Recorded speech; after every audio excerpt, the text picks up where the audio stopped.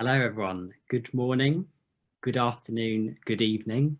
I'm Paul Stevens, editor of Short Term Rentals, and welcome to this ROCKSTRZ 4.0 webinar on Meet the Property Managers, Will Urban Tourism Return, sponsored by Flywire and Noiseware. This is me, Paul Stevens, editor of Short Term Rentals. And first off, we have a short video that we'd like you to check out from our ROCKSTRZ series sponsor, Flywire.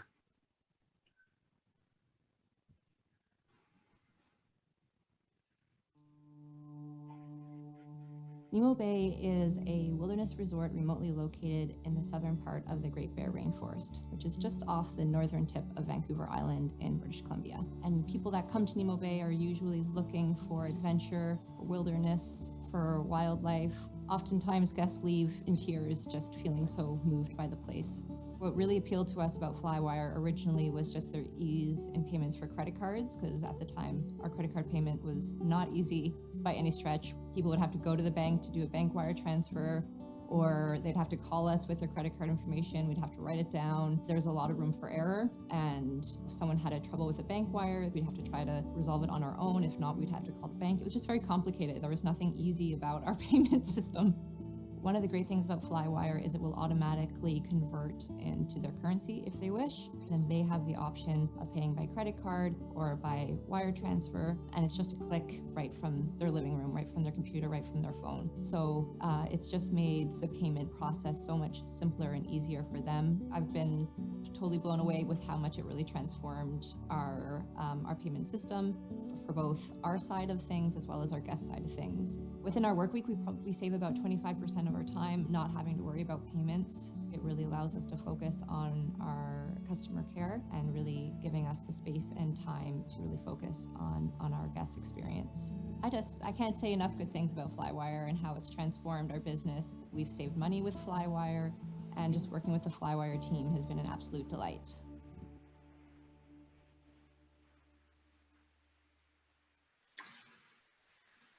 Thank you very much to Flywire for that video. And to also introduce our session sponsor, Noiseware, I'd like to welcome their co-founder and CEO, Andrew Schultz. So Andrew, take it away. Oh, sorry, mute. You're on mute. What a way to start the day. Hi, everyone. We're so proud to be able to sponsor this webinar with such a strong panel and such an exciting topic. From our perspective, there's a ton of innovation happening in the urban STR space that will ultimately take the industry to new and fantastic heights. And I think this is all made possible because urban tourism isn't going away. And I think we've all seen customer choice shift into short-term rentals the last few months, if not year or so. So I think there's a ton of opportunity. And thanks everyone at Short-Term Rentals for letting us kick this off, and rest easy, everybody. Thank you very much, Andrew, and we really appreciate your support from Noiseware. So in terms of webinar guidelines for today, please keep your sound on mute and your camera off if you're not speaking. I'm being ably assisted by my colleagues Justin and Joe today. All of the details are in the chat, so please do post any questions you have there as well, and a recording will be sent round to everyone after today's session. So let me introduce our ROCKSTRZ lineup for today, and we're going to start with Rishi from Urbain Hospitality Group. Rishi. Hi, thanks, Paul. I think that's quite a title to come into, ROCKSTRZ, but we'll do our best. Just a very quick introduction. I'm the CEO of Urbain.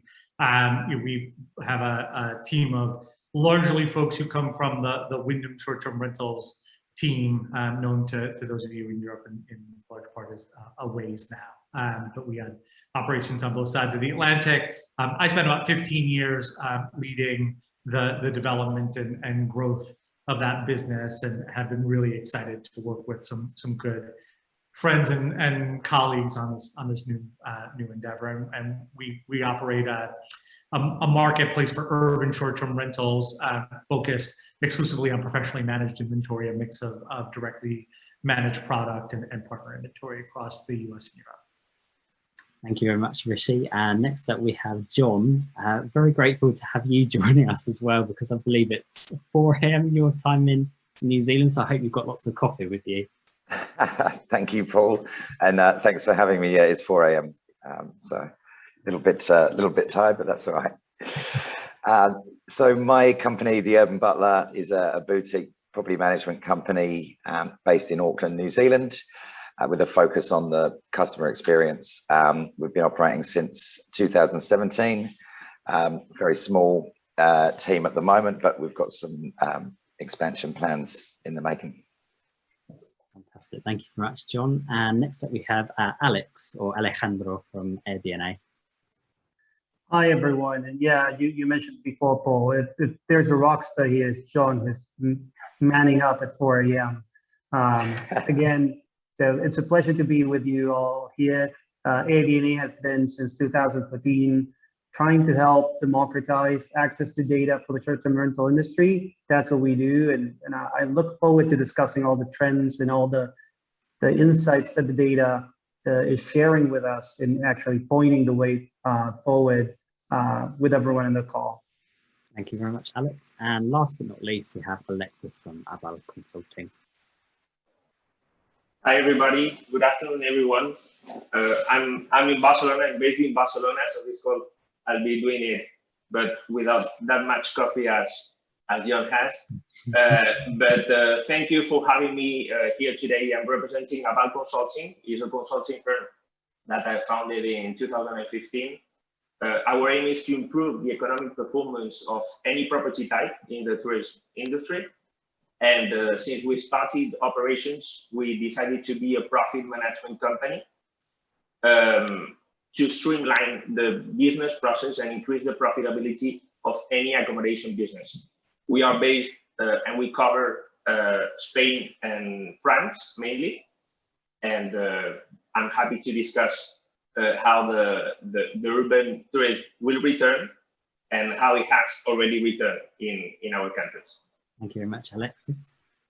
So that's all of our rock stars for today. But for context, suffice to say that the urban property management market has suffered during the pandemic, notably with the collapse of companies such as Stay Active and Postmaker, you can see there. But we're also going to be touching on the increased investor confidence in these types of companies, including Bluegrounds, Sonder, Mint House, and the like. Far more examples we could be showing you as well. While AirDNA with Alex will be sharing its forecast for the return to cities in 2022. So we're going to start off just looking at the trends being observed by the various short-term rental managers in the urban markets across the world. So John, I'll come to you first. You're a premier end-to-end property management service in Auckland. I hope I'm pronouncing this right. Waiheke, is it? Waiheke. We used to have some properties on Waiheke, but we don't actually manage anything over there at the moment. That's all in Auckland. In New Zealand, but you are facing this current lockdown in your country at the moment. Could you just talk a little bit about what this means for your business? And before this came in, were you seeing, would you say, a majority of domestic guests as well? Yeah, so we are currently just ticked over into week 7 of what is pretty harsh lockdown in Auckland and New Zealand. Some of New Zealand is already gone down a couple of levels of lockdown, but we're still in level 3 for at least one more week, which is very restrictive. The last time we had a strict lockdown in sort of end of March, April 2020, it was very different. Then we had a lot of international tourists here. It was the end of the summer season. People were kind of stuck here in many cases, which was obviously quite distressing for them. And people were genuinely scared. It was a brand new concept, and brand new pandemic. And this time around, it's very different in as much as people are just disappointed or are unhappy that they can't travel now. So you're right. The majority of our guests over the last 18 months have been domestic, with just a sprinkling of international, but with the domestic market being told to, residents being told to go home, basically back to their house, then we did lose a lot of bookings over the last sort of 6 weeks.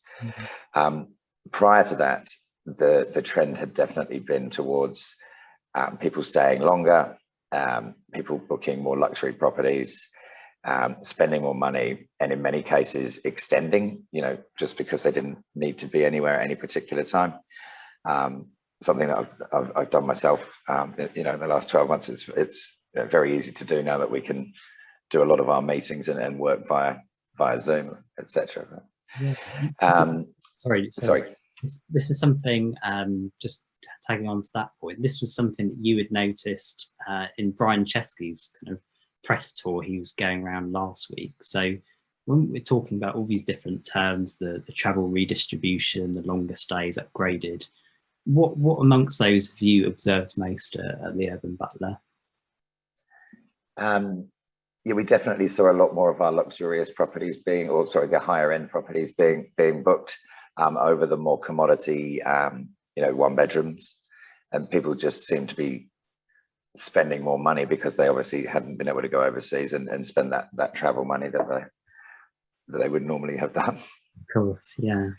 Thank you very much, John. And Rishi, we'll come to you next, because I guess Urbain is actually one of these new urban lodging companies that has sort of popped out during the pandemic. So it's an exciting time for you.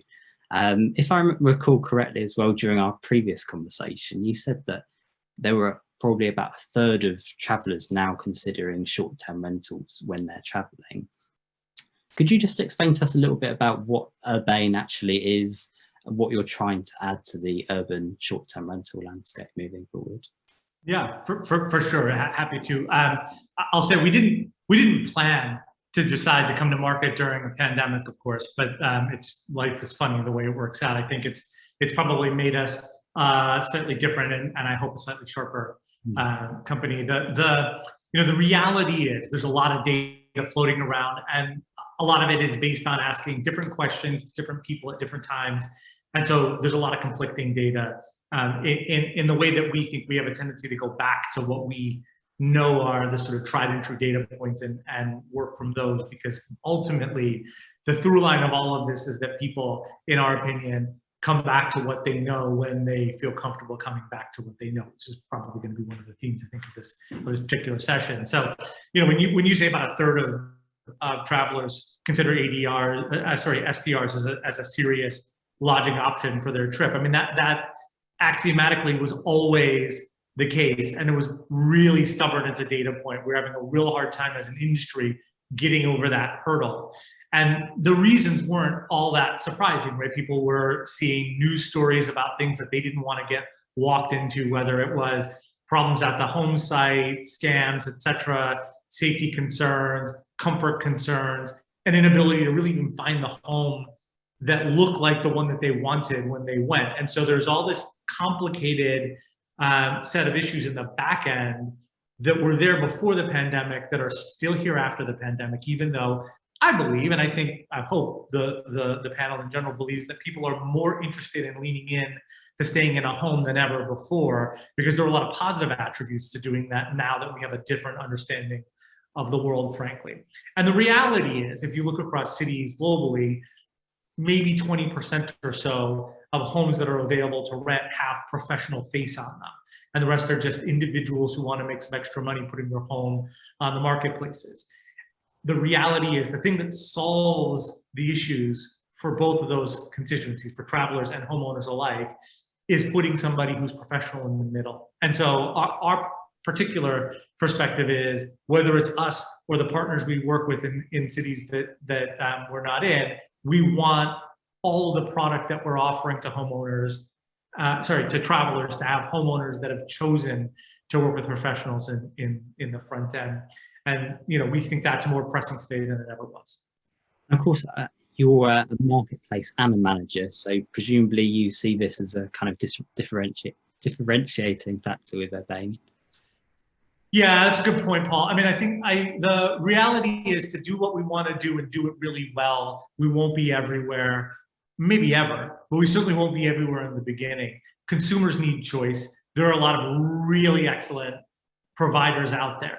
So if we can make it so that the customer doesn't have to think twice, they know they're going to get a certain level of standard and practice out of a booking through the Urbain channel, then that's great. And the fact that we have a particular point of view on how to elevate that even further through some direct contracted inventory in certain cities is just a bonus for the traveler. Fantastic. Thank you very much, Rishi.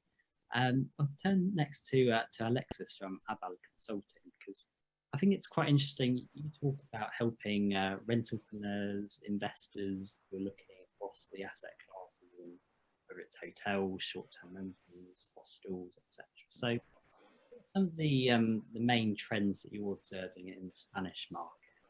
Particularly, say, for example, more destination types of market. Well, as you mentioned, we provide help to rentalpreneurs, investors, and any property manager to get the edge on profitability, and with data-driven solutions, because obviously you can get the edge on profitability by trying to invent or trying to find a solution. In this pandemic, if you try to provide solutions without data is quite difficult, though.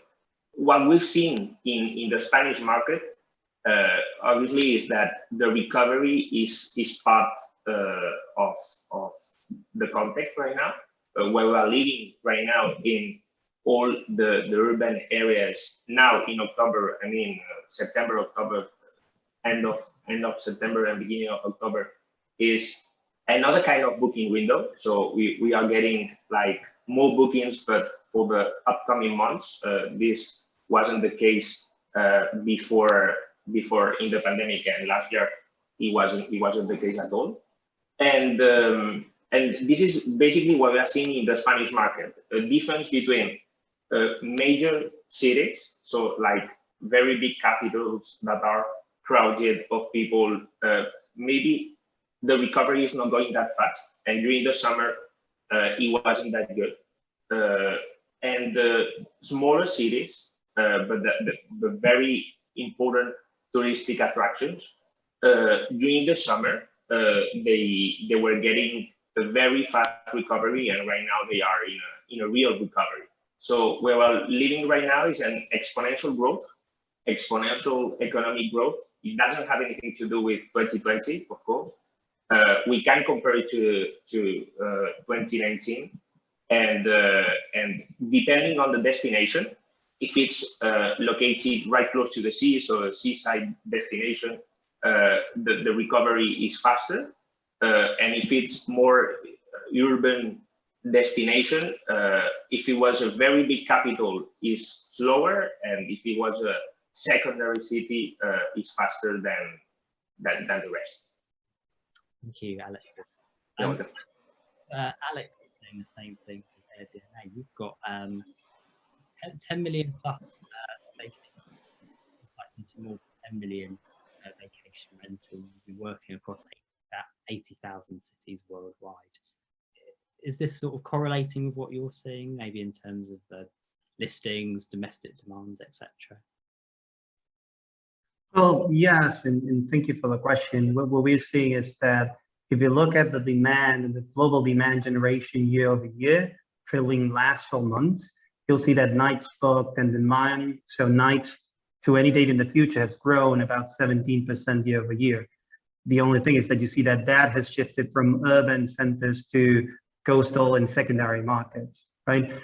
In terms of new listings, you will see that there's a 16% increase, but some of the regions, particularly in Europe, you've seen that initially when kind of the summer was coming to a start, a lot of listings is adopted because in the urban centers, you would see that there was not enough demand for that urban destination, so they would just take themselves out from the platform, right? From any platform. And the interesting part of that is that actually spun everyone into a kind of a supply war, right? So that is, I'm ex-OTA myself, so I'm actually loving that there is a fight for supply, right? Because it allows for a lot of opportunities and to sell direct as well. Again, It's difficult to compare regions, but to your point, again, there is strong demand, and we are seeing that pent-up demand is leading towards, in some markets, reaching to the same level as 2019. But you will see that trailing and different secondary to coastal destinations, whereas urban is still forecasted, and this is not only us, you see publications as Tourism Economics saying that urban is heavily dependent on the recovery of the international travel and the easiness of restrictions into COVID. And I have some slides that we can share later on in the call, but that is leading you into like late 2022 to 2023 full recovery, right? I think this leads perfectly into what is actually going to make travelers want to return to cities, whether that's later this year or in 2022. For our panel, we ran a poll a little bit earlier today, so we've got some results from this. So we asked the question on LinkedIn: have you travelled to another city in 2021 for leisure or business travel purposes? You'll probably be quite happy to hear that the results were yes 97% and no 3%. So clearly there's a lot of optimism for the return of urban tourism, which is perfect really for our conversation today. Rishi, I was wondering, you know, with Urbain, what are sort of the underlying things that you believe are going to make people want to return to cities? And indeed, you might want to comment based on those stats as well. Yeah. I mean, it's interesting. I think when we were talking about this in the lead up to this session, we were talking about what will make travelers want to return to cities. And from our perspective, we know they want to return. I mean, if you again, not to hammer the same theme, travelers, people in general, ultimately go back to what they know and go back to what they enjoyed. And we know that prior to the pandemic, the demand for urban STRs had exploded in the prior decade from an industry that, you know, basically didn't exist in that sort of 2008, 2009 window to one that had gone, you know, grown to be almost half of a $120 billion global industry, right? So there's an awful lot of trips to go back to there, and you know, it's about making sure that we're doing the things as an industry to make it as easy as possible. You know, I take Alejandro's point about international travel being really key. I think that's probably more a European touch point than an American touch point. I mean, just looking at American data, you know, we're talking about less than 4% of annual travelers are international travelers. There's so much that was already being done by domestic travel and in the car, right? So how do we make it easy? I think there's obviously loosening restrictions that are going to have to be more and more coming into play. I mean, a big part of why people can't or haven't gone to cities is because they can't go to cities. There's all kinds of restrictions that make it difficult to do that. So governments need to telegraph that returning is okay.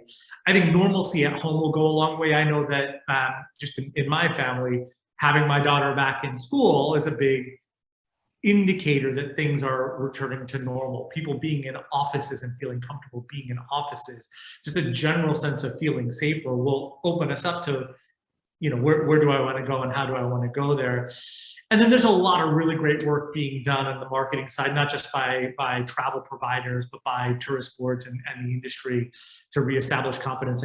We've spent a lot of time looking at and admiring the London and Partners Let's Do London campaign. They're spending like $6 billion. Sorry, 6 million. 6 billion would be great, but 6 million is probably enough for now.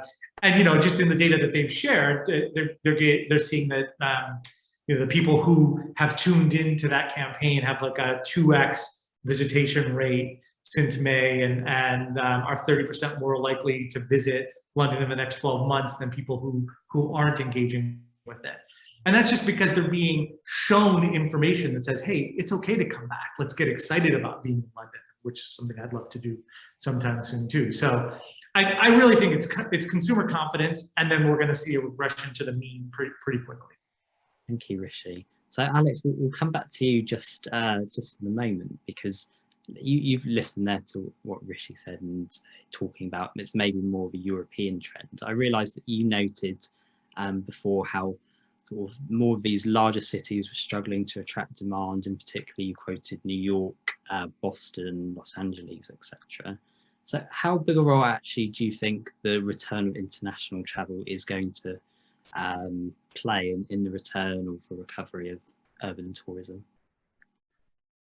Well, for us, it's one of the key drivers for urban tourism to recover, right? So if you look at the numbers of what we've seen, New York has suffered minus 54% year over year in terms of demand generation. Right? So if you look at demand nights trailing year over year, what basically that tells you is the big urban centers in the US, New York, Boston, Los Angeles, they all fell like close to between 50 to 60% in terms of attracting demand. And I think this is where like you can advocate for destinations actually to work on generating conditions for travelers to come back, right? I agree with Rishi that, again, people are starting to feel safe, but they're like not completely safe, and they're like news to change now and again, like John was saying it earlier, like you go into full lockdown for no apparent reason, all of a sudden you have a crisis, kind of a trust crisis in the traveler, right? If you look at, again, our data is those markets were heavily depending on cross-border travel. So as long as you don't get that in full, you're not going to go back to 2019 levels, which is, let's just say, call it, golden age of travel, whatever kind of term you want to use. Traditionally strong cities for holidays in the US, like New York, Los Angeles, Oahu, every one of them lost like 30 to 60% demand, right? People still see risks associated to COVID. The death toll remains elevated. So I think that's where we really need to focus, right? So you have other markets on the other side, especially in the US, like Texas, where like people largely return to normal. As Rishi said, that can give an insight as to how the rest of the country can behave if all kind of plays out the way the industry wants it to play out. Thank you, Alex. And so, Alexis, you also live in Barcelona, just like Alex. And one thing we've noted is, of course, Airbnb is popular in Barcelona, and you might be able to expand on the reasons there. But it's also a city where there's been quite well documented that there's more restrictions coming in there as well. So how would you say maybe Airbnb and other types of platforms that are working to support digital nomads more now? And is this a key driver for urban tourism in Spanish cities? Well, Airbnb has done a lot of efforts. The other day I read an article saying that the remote working world was looked into filters for any booking that has been done, or for 90% of the bookings that have been done during 2020. And so work remotely or remote working or even balcony or terrace were filters that were very used, right? And also other kind of changes that they've done in their home page. They changed to highlight how people can discover nearby places to live, work, or just relax. So they want to sell more the destination, and the destination to digital nomads mainly, but also to any kind of short-term rental or short-term stay. What we are looking into our consulting firm is that property managers, because we cover and we manage, as you mentioned before, hotels, hostels, bed and breakfasts, and vacation rental properties.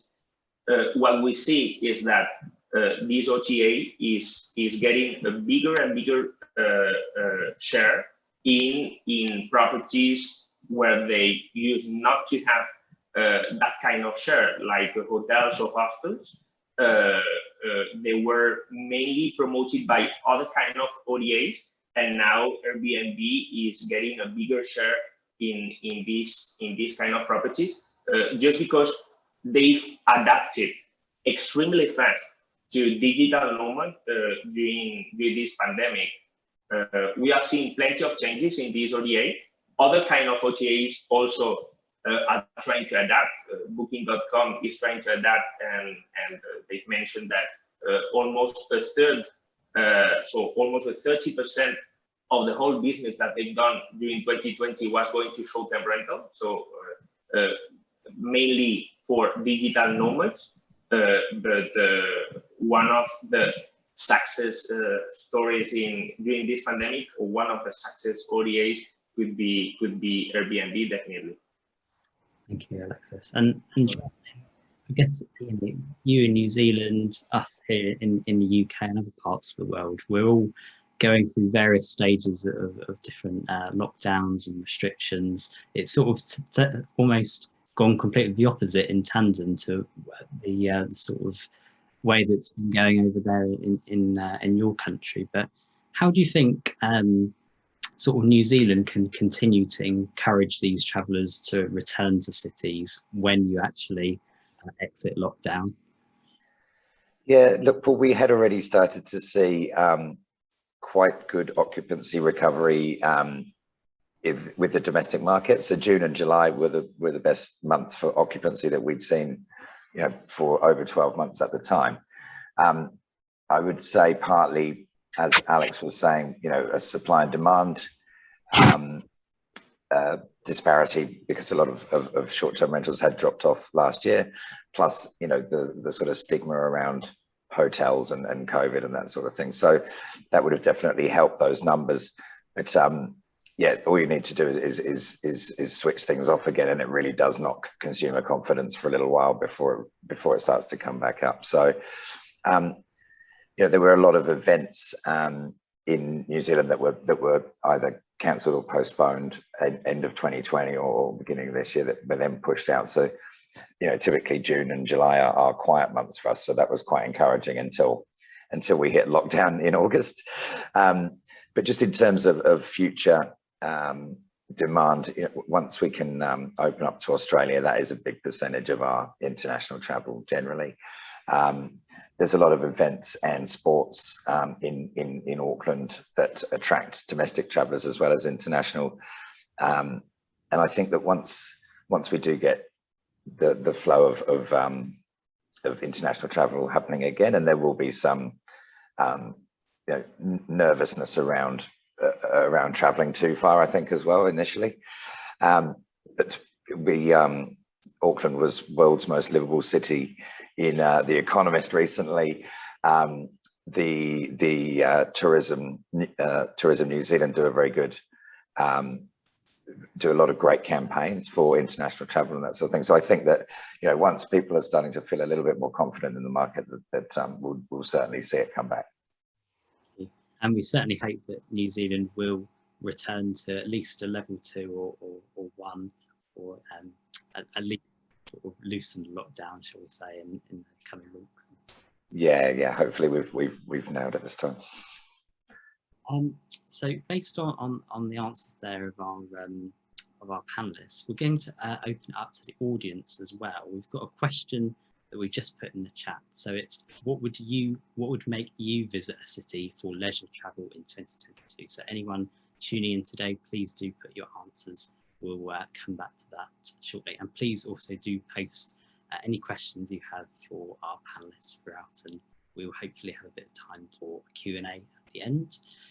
I'm going to switch topics slightly in looking now more at the technology and how that is streamlining these more predictable elements of management. So Alexis, I'll come to you first. You perhaps got perhaps got this very interesting oversight of all of the different segments when it's comparing vacation rentals, hotels, hostels. How do you think vacation rentals actually compare to these verticals in terms of being more adapted to the digitalization process? I think I understood the question, but I lost you at some stage. In terms of digitalization? So how well do vacation rentals, how would you compare them in terms of quality or digitalization compared to the verticals that you work Okay, as we cover hotels, and so any kind of property, hotel, hostels, and vacation rentals as well, what we can see, yes, as you said, there are many differences between all of them in terms of digitalization. Usually, hotels are not that adapted to digitalization, and vacation rental, well, they are very used to it. They use online check-in platforms, for example, or they are very used to the payment gateways, or they are very used to any electronic box that you put on a door to do a check-in or to open a door, right? In hotels that are not that adapted, and what we've seen during this pandemic is that we need to do much more things with less staff, with fewer people, right? So the staff structure is being reduced because of this pandemic. And obviously we need to adapt also hotels to this kind of digitalization process that everybody obviously is aware of, and that everybody is trying to do during this pandemic. We do adapt hotels. We've prepared like sort of product for everybody to see like an ad hoc digitalization to any kind of property type, because what you need to bear in mind is that not every property is the same, right?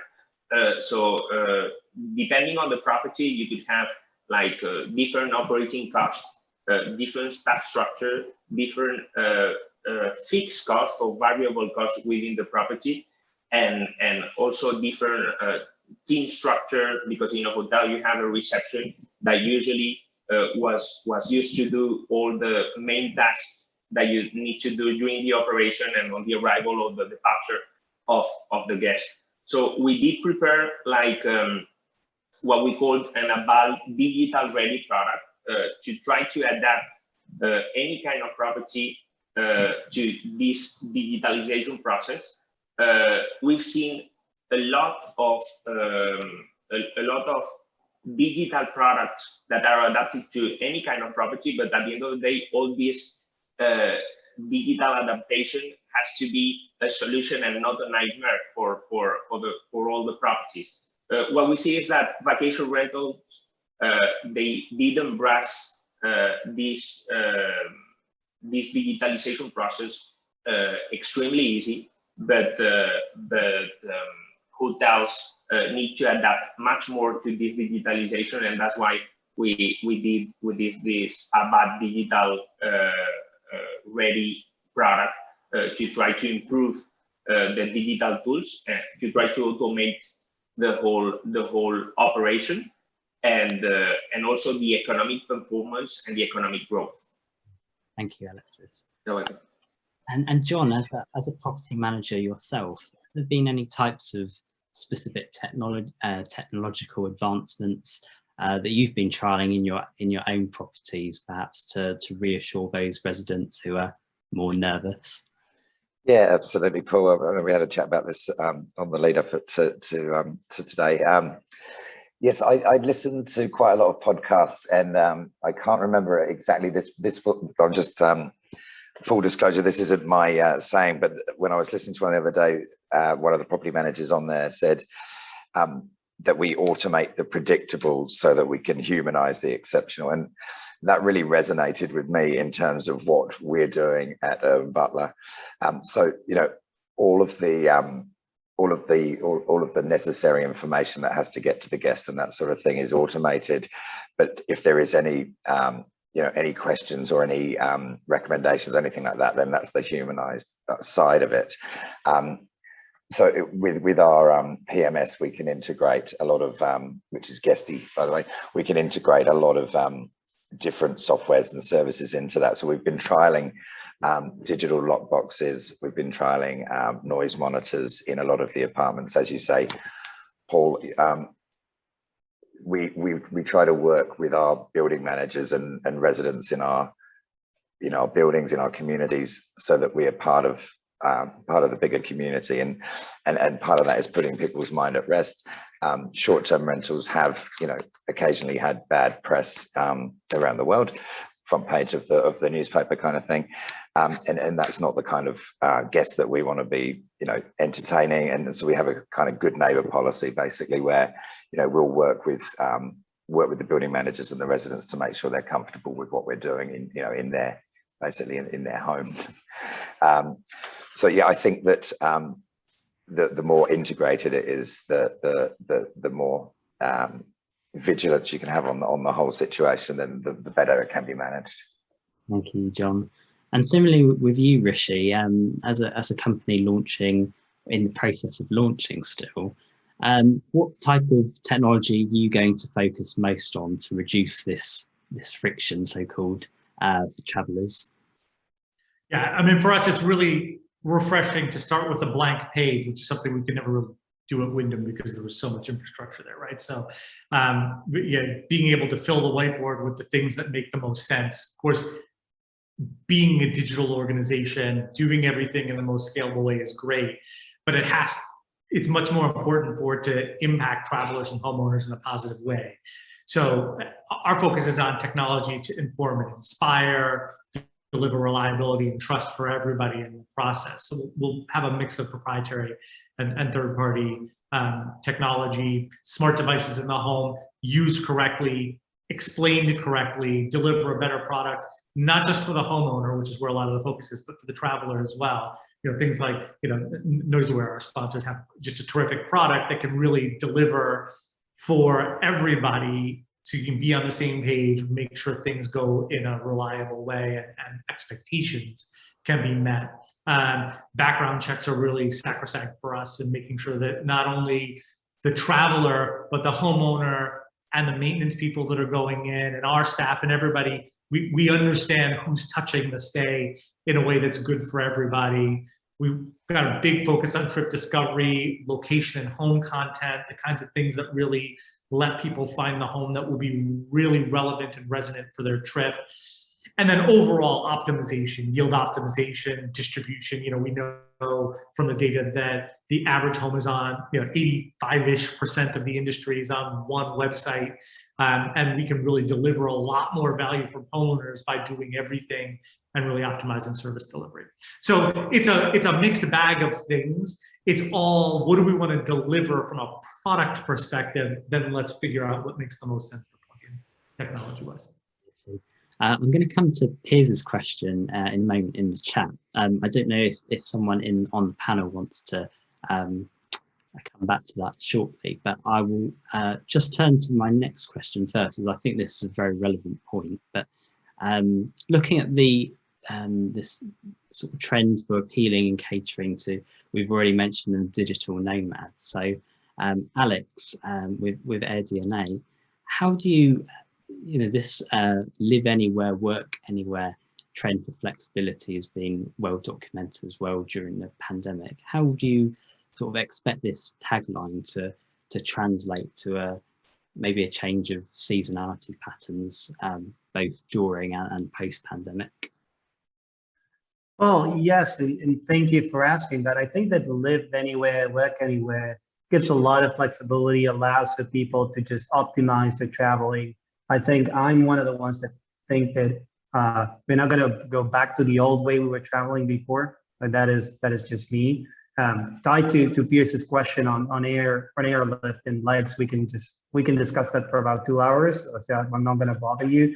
But again, the change in traveling, the surge in more domestic, and then tied to live anywhere, work anywhere, this new flexibility of people working remotely is actually changing seasonality patterns. And I see that could be a lot of potential business for urban destinations, right? And for the recovery of urban destinations. The way is how you pitch it, how you create the narrative to make sure that is truly compelling to a traveler. That's originally when we were saying, hey, destinations need to get involved, transport needs to get involved, property managers need to get involved. And to Joyce and Rishi's point, it's just not about owning the supply and just making it look nice. It's also serving the client's needs in this new way of traveling, right? I think, again, based on the data, if you ask me, right? So we can look at the US or we can look at Europe. Like in this case, we haven't talked about Europe that much. So if you look at Europe, like the destinations that have recovered well and then that have seen a surge also work anywhere, live anywhere, have been the ones that have been able to capture the domestic demand, right? So they didn't have that heavy reliance of the international travel. So if you're able to capture that and turn it into a whole different travel journey, then you're in for a treat, right? So you can be looking at a lot of money. We've already touched before on the international travel and the role that's going to play in the return of urban rentals. So do you think this, really going off Piers' point there, but do you think that the return to air travel is that, can you see what maybe the hotspots post-pandemic might be when that does pick up? Well, and I don't know, let me pick it up. The thing is, I come from a airline distribution company before AirDNA, right? So we were seeing already the importance of things like virtual interlining and allowing flexibility on the combination of transport, right? So tied to the restrictions you have on international travel, if you don't see new ways of like transport becoming available, I think that first of all, no single airline in the world is really ready to recover airlift or like air legs comparable to 2019 levels. But that is like all the major brands are working at 40 to 60% fleet capacity. And that's just because of cost. And that's also because of like ongoing restrictions.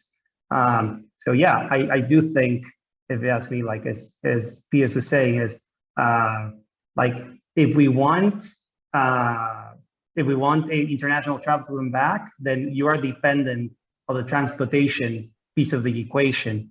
And one thing that it's again, I'm not that old, but I'm not that young, is that incredibly enough, we tend to work in silos in the travel industry, right? So there's no coherent, articulated strategy between the different components or different actors to make sure that I'm a traveler, I leave my place and I arrive at my short-term rental or vacation rental or whatever kind of lodging product it is, and I come back, and that is a seamless experience. So I still think there's a lot of things to be done.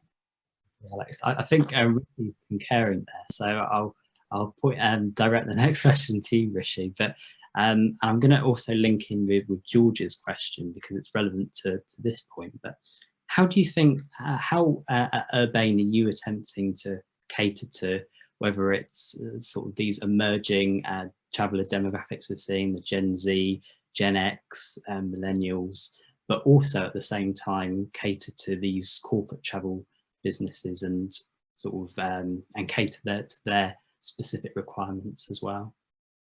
Yeah, this is something I think about quite a bit. I think there are definitely companies who are solely focused on that emerging sector, right? Whether it's subscription travel or subscription living or even bordering into co-living. And I mean, you can pretty much draw a line around any model and say this is distinct, and then you look at it and it's all bleeding together when you put them all together, right? So I think a lot of this is going to be dependent on how much flexibility employers ultimately decide to have. I mean, there are a lot of people who are just assuming and making big bets on the idea that we will all have infinite portability in our workplace. And I know that there are just friends of ours who've thought that, made moves and found out that their employers are like, maybe that's not, you can't work from there, whether it's for a regulatory reason or frankly, just logistically, right? So I think life realities will play into this. Some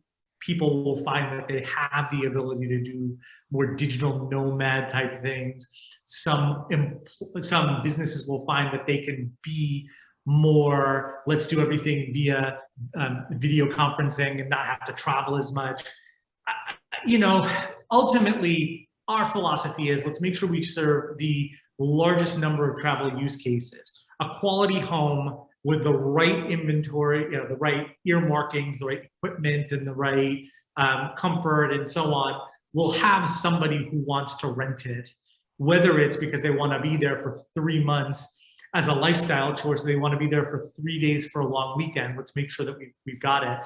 We got some really interesting, we launched a product range in Washington, D.C. last week, and just in some conversations with the Home Sweet City CEO, Laura, she shared their length of stay has tripled to basically 12 days, and that the focus seems to very much be on amenities like Wi-Fi and parking and desks and the ability to bring pets. That to me really sounds like digital nomads are driving a lot of that agenda for now. How that's going to work going forward, we'll see. But we'll be there with product that fits for that. And by the way, lots of other use cases. Thank you, Rishi. We're approaching probably the most exciting bit, because we're going to listen to your predictions about the future of business travel, perhaps maybe also the future of industry events. So just before I come to that, we also had a second question for our poll a bit earlier, and it's revealed some very interesting results. So we asked people on LinkedIn, when do you believe business travel will return to pre-COVID levels? So for Q4 2021 to Q2 2022, it was 15%, the lowest of all of them. The highest was actually pre-COVID levels won't recover. Then it was 2023 plus beyond, and Q3 2022 to Q4 22 came in the middle at 23%. So some very varied set of results there, and clearly a bit of disagreement with the vision for when urban travel will return. So, John, what are your predictions for the future of business travel that you're seeing? Yeah, look, I think that the fly-in, fly-out sort of face-to-face meetings, corporate will in a large amount die off. You know, we've proven that we can use technology to do those types of meetings, and you know, there will be certain circumstances where it is important, but you know, generally I think that will be reduced heavily, as well as being, you know, cost effective as well. It just brings down the carbon footprint, and also just no risk of people getting stuck somewhere, that sort of thing. You mentioned Brian Chesky's interview the other day on the Skift forum, on the Skift summit, sorry. He was talking about people basing themselves in certain cities and that sort of thing to do projects, and I think that will be, you know, the morphing of corporate travel will be more around that kind of thing, where you can get people together to do certain projects. And that may in some way sort of make up for the loss in the shorter trips. I think with event travel, there will be a lot more hybrid events now rather than in person, and so you can attend, or you can attend online, and that will, you know, likely be the choice of the employer or the individual, in terms of whether they want to take that risk or the cost to travel to the event itself, and whether that's got any benefits. Yeah, I really think that's the sort of crux of the business side of things. In terms of people traveling within New Zealand, I think that there'll be a lot more of that collaboration of groups. And I'll go to Alex next, because you wrote about the revival of these great US cities in 2022. So I'm sensing that that's probably something you're going to want to touch on. But you know, what is your vision for when urban tourism may perhaps, if at all, recover to pre-COVID levels, and what do you think this will depend on?